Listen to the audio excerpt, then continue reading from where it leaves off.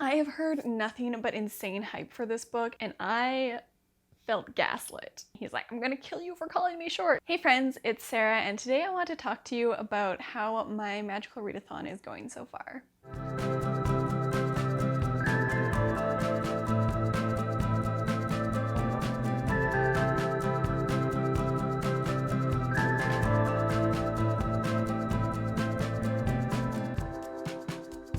So my video at the beginning of the month was a TBR for the Magical Readathon hosted by G from Book Roast, and it's now, oh my god, like 3/4 of the way through the month, farther than that when this comes out, and I am making great progress. I think I have 2 more books to read, but for all of the prompts and the side quests this year, I have 16 books to read, and that's a lot to put in a video, so I'm just going to talk about half of them. So today we're going to cover the first 8 that I read, and then next video, I think, well, I'll cover the last 8 that I read and just give you my general thoughts and opinions on the books that I ended up reading. So I'm not going to talk about like the prompts or anything that led me to these books. If you want to know why I chose them, you can go and watch my TBR video. It's all explained in there. And I have been sticking to my TBR pretty well, actually. I think I've made maybe like 1 or 2 substitutions so far, but other than that, it's exactly as I planned it out, which is shocking. So first off, I read Legendborn by Tracy Deonn. I ended up giving this a 3-star review. It's a YA fantasy book that follows kind of like an Arthurian retelling, so it's like Knights of the Round Table, Merlin, King Arthur, all of that, but in a dark academic kind of setting. We have a black protagonist, and she's at the school, and she finds out there's like magic and stuff, and she's kind of working her way into this order of like the reincarnations of Arthur and the Knights of the Round Table, who are trying to fight like these forces of evil. I have heard nothing but insane hype for this book. Everyone has said like it's their favorite YA fantasy, it's so good, all this stuff, and I felt gaslit. To be honest, I thought people were like lying about this because when I read it, I did not feel any of those things. I'm glad that we have a black protagonist, a black female protagonist in like YA fantasy, but like both the love interests are white, which brings me to my next point of there being like kind of a love triangle starting to develop. I don't really enjoy love triangles. I just want them to be happy. It's usually like, I feel like the first one they pick is very nice, and then the second one they're like, but a bad boy maybe. And I'm like, no, stop it. Leave it alone. I hated the second love interest. He literally thought she was like a demon and like threatened to kill her, and then he was like, oh, you're not a demon? Okay, oops, sorry. And she's just like, maybe he's kind of cute now. And I'm like, he threatened to kill you. I couldn't do it. I couldn't do it, y'all. It was just, I also found it incredibly info dumpy, and it felt like a very repetitive cycle of scenes. So it would be, she kind of finds out something, there's an action scene, fight, whatever. She ends up kind of running off with someone who then she's like, what is going on? And they're like, let me tell you for 5 pages. And then the explanations are never super clear. I was like, I just read 5 pages of exposition and I still don't quite understand what's happening. And then she's like, huh, okay. And then she goes and tells like other people who aren't supposed to know stuff. And then another action sequence. And she's like, wait, what's this other thing? And someone else is like, let me just tell it to you for like 3 pages. And I, as the reader, I'm like, I don't think I understand what you just said. And then she's like, huh, okay, and then goes and tells other people stuff. And it just was like that over and over and over again. The same like beats, the same plot points, just regurgitated and tweaked a bit. And I just, like, maybe the second one's better, and that everyone, maybe like that's why the hype is so big, that they're like, the first one's fine, but the second one is amazing. I'm not gonna read the second one. I just don't care about it that much. And based on how much hype this had, it was just like a real disappointment for me. So yeah, that was a rough way to start off the readathon, unfortunately. But then I read Fullmetal Alchemist Volume 1, and I gave that one 4 stars. I've watched the Fullmetal Alchemist Brotherhood anime before and enjoyed that. So this is the manga. It's pretty much exactly the same. Got the brothers. I love how everyone is like, oh, Edward, you're so tiny. And he's like, I'm gonna kill you for calling me short.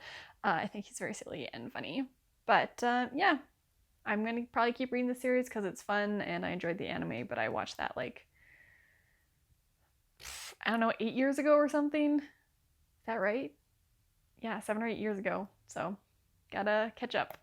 Up next, I read The Very Secret Society of Irregular Witches by Sangu Mandanna, and I gave this 4.5 stars. This is like the cozy fantasy that everyone has been hyping up after kind of like the TJ Klune, you know, got The House in the Cerulean Sea and Under the Whispering Door, and In the Lives of Puppets, which have been kind of like the cozy fantasies for a little bit, and now like this one's kind of coming up, and it's like a cozy fantasy romance.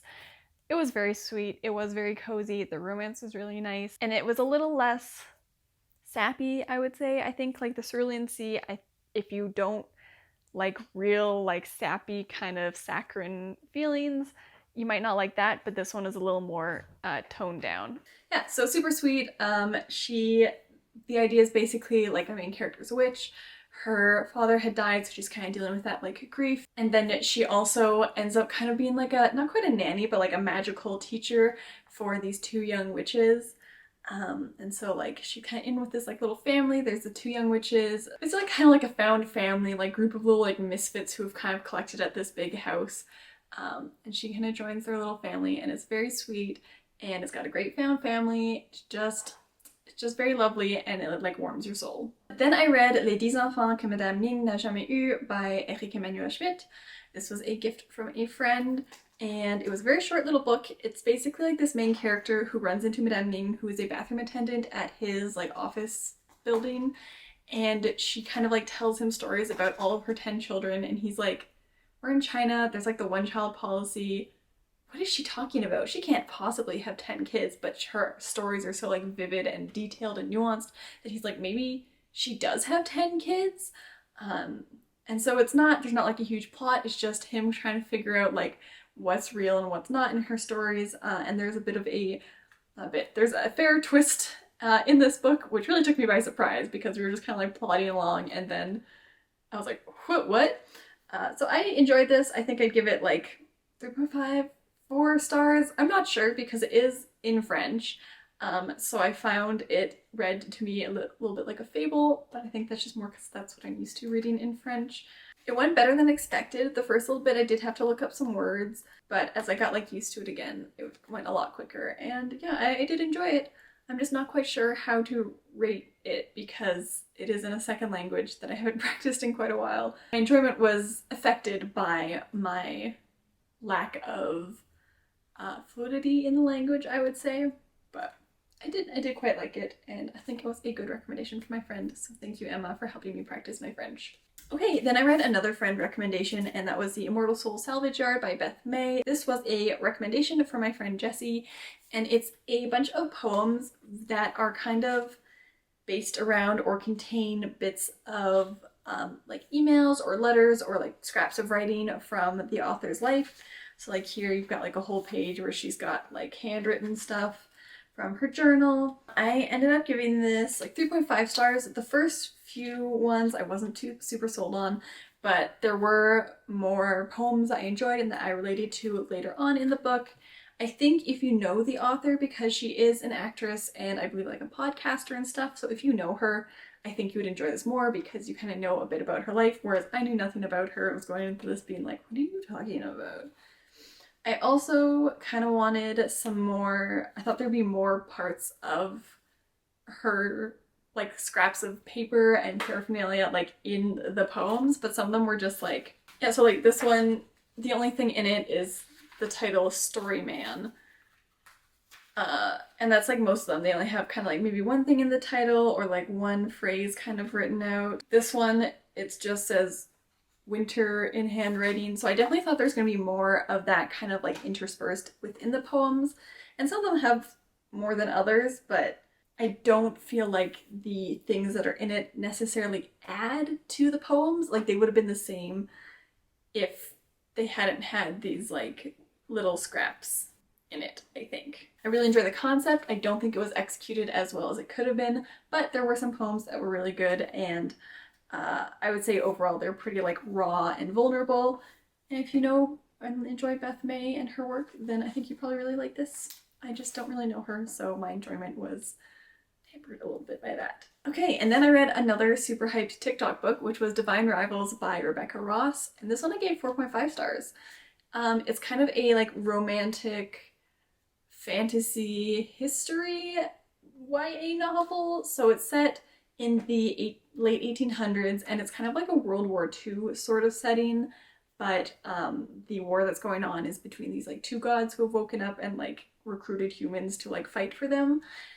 So you have that going on, and then our main characters are competing for a columnist job at their newspaper that they work at, and so they're kind of like rivals. It's like a rivals to lovers scenario. But there's also like our main character Iris. She's got like a typewriter and she's trying to send letters to her brother who's at the front of the war, but it ends up being sent to someone else, and so she starts corresponding with like this mysterious person. And it was just really good. I wasn't expecting it to be as good because it's gotten a lot of hype, like I said, but I really enjoyed it. I thought the romance was really good. I do think there's like a couple times where it kind of like went over the edge a little bit for me, where I was like, this is a little too saccharine, this is a little too sappy. It did feel very like influenced by the kind of like what I've seen really popular in like the book internet spaces of like the boy falls first and like he's like, my life is nothing without you. Let me give all of myself to you. I'll follow you into war. I'll follow you wherever. I'm never gonna leave you behind, even if it's to like the risk of my own life. There was a bit of that, which I found a little much, because if you met a man like that in real life, you would be like, please be concerned about yourself.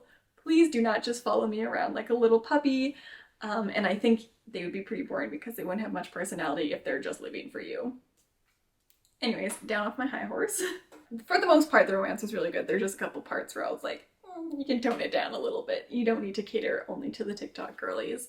But I did really enjoy the setting as well. It was very detailed and like atmospheric, and it left off on a hell of a cliffhanger. So I'm really excited to read the next one, which I believe comes out later this year. But I can't wait to get my hands on that because, oh my god, Rebecca, why did you leave us there? Up next, I read A Lady's Guide to Scandal by Sophie Irwin. I've read one of her books previously and enjoyed it. And this is another kind of like Regency era kind of romance, I guess. Her stuff's like less romance than some of the other books I've read. There's a little bit of a love triangle in this one, which I think is done better than some of the other love triangles.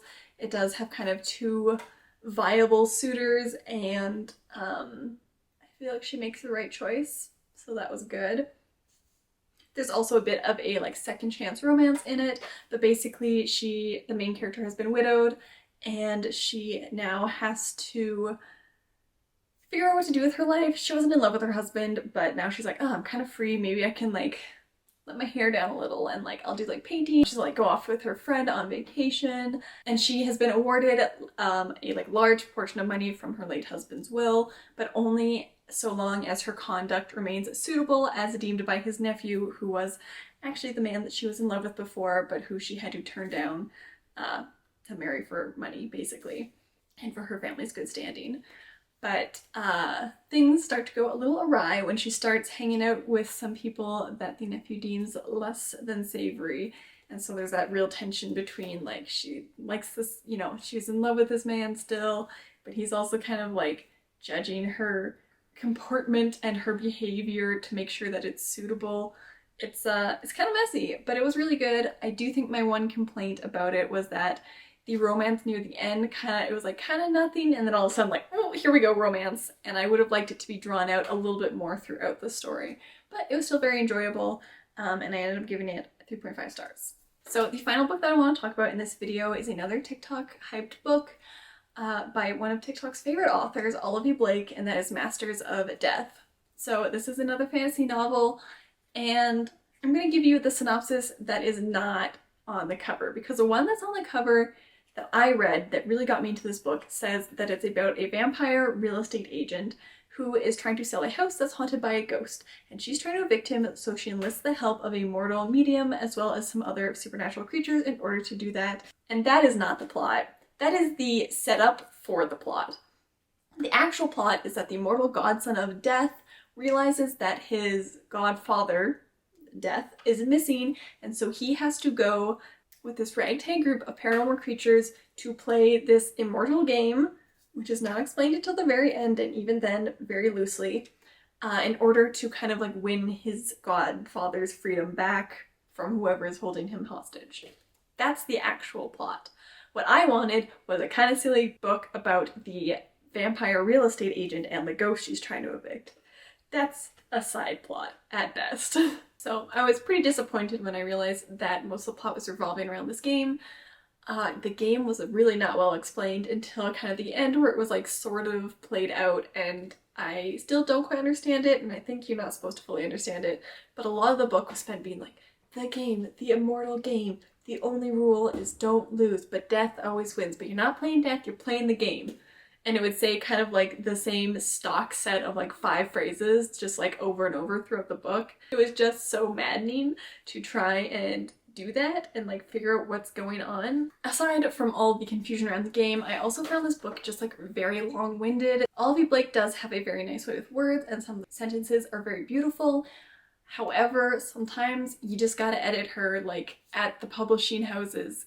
It's okay to like trim it down a little bit to make the book move through a little quicker. This book took me like 2 weeks to read, and usually I can read a book in like a day or two.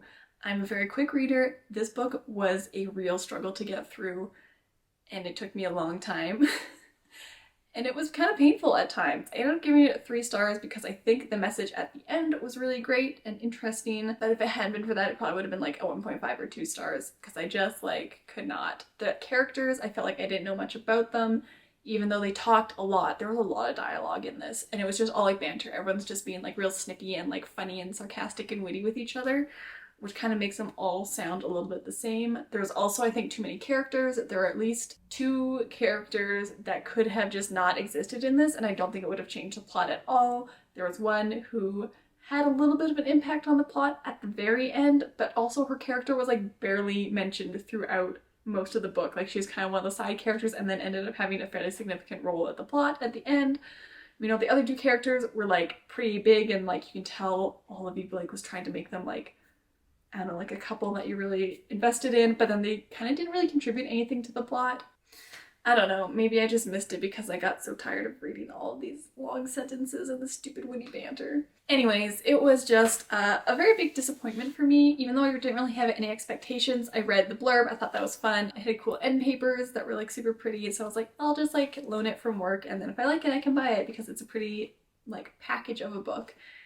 But the contents were not great. I've read 3 Olivie Blake books now. I've read 2 of the Atlas books and then this one, and I think with all of them I felt the same thing, where she has this like really big fantasy concept that is never like fully explained, and I don't know, maybe that's intentional, but it does feel sometimes like she has this big idea but doesn't quite know how to wrap it up. She's got like the like first bit and like the middle, but she doesn't really quite know the specifics of it. Like in the Atlas series, it was always like, and then they're like studying, and then the magic system always felt kind of like she's not sure how it works either. Like no one really quite knows how it works. And I think at first I was like, oh, maybe that's just kind of like the vibe, you know, it's about the vibes and the atmosphere, and maybe that continues to be true about all of her work. But when you do that a lot in all of your books, it kind of feels like maybe you just don't know. Like you've kind of been like, and I just don't want to figure that out, so we're just not going to explain it. That you've kind of gone like beyond the reaches of like your imagination or your brain power maybe, I don't know. It can work well in certain books, but I think if you are consistently doing that, then maybe you need to like tone down your concepts until you can do stuff that you can explain better and that people can like fully grasp and know more of the like details about. I don't know. Maybe it's just me, but I do enjoy knowing a little bit more like concrete details around how things work. So yeah, I don't know. Let me know how you feel about that. Do you care if your magic systems are like a little more wishy-washy, more about like the vibes and the atmosphere, or do you prefer like a bit more of a grounded, I guess if you will, approach to magic? Yeah, and that one was a bit of a letdown, I'm not gonna lie. And I don't think I'll really read any more of her books. They've all kind of felt the same to me, and while I have enjoyed parts of all of her books, I have also found that I have a hard time with, I'll put them down and I don't really like feel an urge to pick them back up again. I kind of just let them sit there until I'm like, okay, I should read this, I guess, and pick it back up, but they're not ones that I am like itching to keep reading. I guess she's just not for me. But anyways, those are the first 8 of the books that I've read for the Magical Readathon. Let me know if you've read any of them, what your thoughts are. Are you taking part in the magical readathon? Let me know how your month of reading is going, even if you're not. But thank you so much for watching this video. Don't forget to like and subscribe, and I hope to see you next time. Now go read a book. So to start, I read Legendborn by Legendborn. After that, I read The Very Secret Society of Unusual Witches. Is that right? Nope. This was a friend.